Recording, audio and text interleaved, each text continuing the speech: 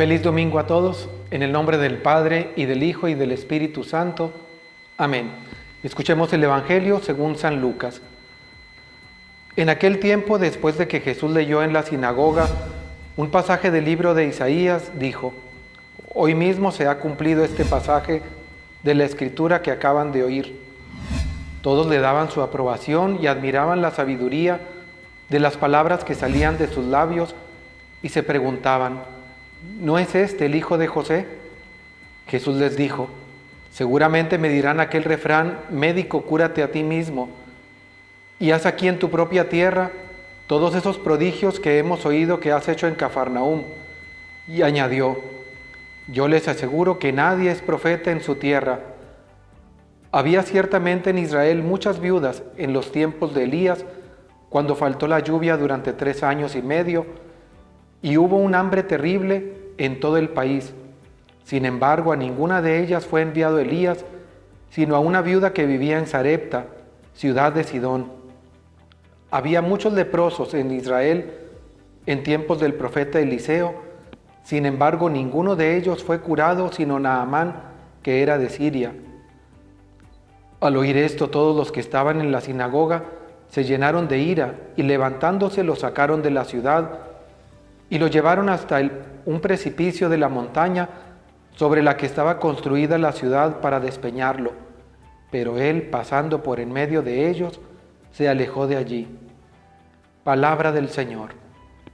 Hemos escuchado este texto del Evangelio de Lucas, que es la lectura continuada de este evangelista que nos va a acompañar durante este ciclo C.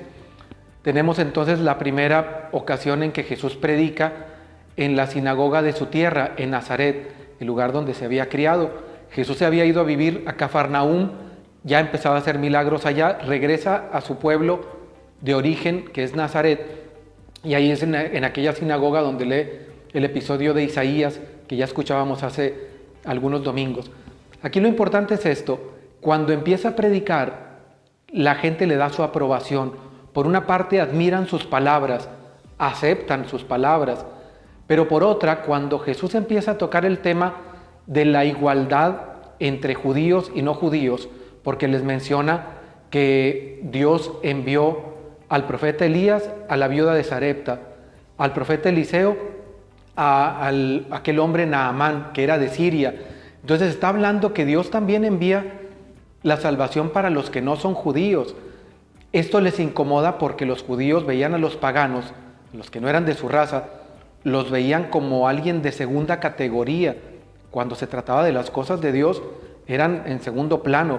Griegos, romanos, quienes fueran, eran vistos como, no sé, como personas de segunda clase en la relación con Dios, porque ellos son el pueblo elegido.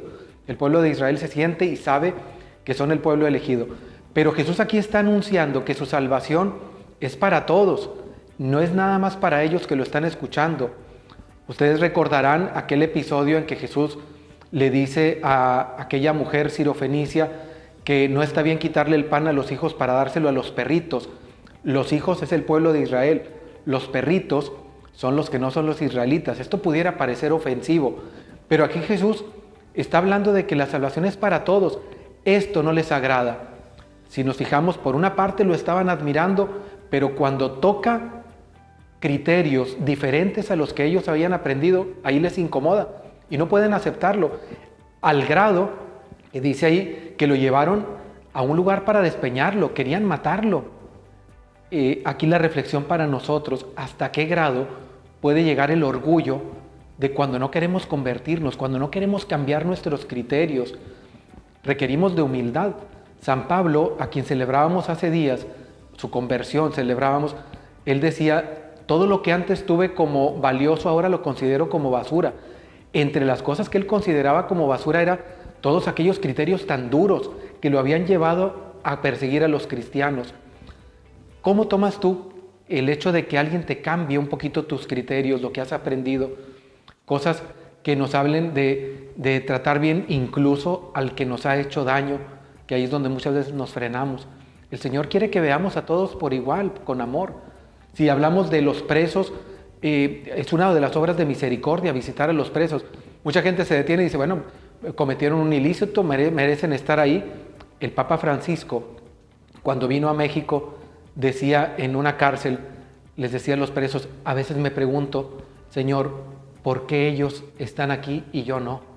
Como diciendo, todos tenemos cosas, crímenes que hemos cometido, nuestros pecados lo son. Pero pues ellos han hecho algunos que han merecido que la justicia los tome y siga su trayecto. Pero no estamos para juzgarlos, ellos merecen también nuestra misericordia. Y como esto, quizá otros muchos criterios que tenemos que cambiar. Pidámosle a Dios que doblegue nuestra soberbia, no vaya a ser que seamos como esas personas que en la sinagoga de Nazaret rechazaron a Jesús. Es a Jesús a quien rechazamos cuando no nos quitamos de la soberbia de nuestros criterios personales. Y bueno, dentro de esto yo quiero aprovechar para invitarlos a unirnos a la campaña de nuestro seminario de Piedras Negras, esta campaña que está preparando para el día del seminario, que ya dentro de 15 días se celebrará, campaña que se llama Corazón de Pastor.